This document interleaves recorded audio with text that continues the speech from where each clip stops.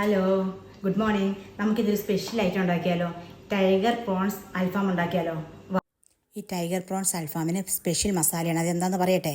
ആദ്യമേ ജീരകപ്പൊടി ചേർക്കണം, 4 table spoon മുളക് പൊടി, പിന്നെ കാശ്മീരി മുളക് പൊടി ചേർക്കണം, തൈര് ചേർക്കണം 1 ടേബിൾ സ്പൂണ്, ഇഞ്ചി വെളുത്തുള്ളി പേസ്റ്റ്, മഞ്ഞൾപ്പൊടി, കുരുമുളക് പൊടി, ഇതെല്ലാം 1 ടേബിൾ സ്പൂൺ വെച്ച് ചേർക്കണം. നാരങ്ങ നീര് ചേർക്കണം.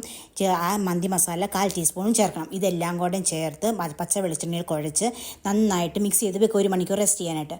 എന്നിട്ട് കരിയാപ്പിലൊക്കെ ഇട്ട് കൊടുത്ത് നന്നായിട്ട് വറക്കാനെടുക്കുക.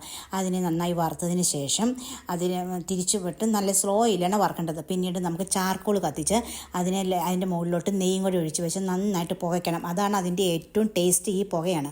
അത് കഴിഞ്ഞ് വെച്ചാൽ അതിന് ശേഷം ഒരു 5 മിനിറ്റ് അങ്ങനെ വെച്ചതിന് ശേഷം നമുക്ക് അതൊന്ന് പൊക്കി നോക്കുമ്പോൾ നല്ല മണവും നല്ല രുചിയുമുള്ള ടൈഗർ പ്രോൺസ് അൽഫാം റെഡി.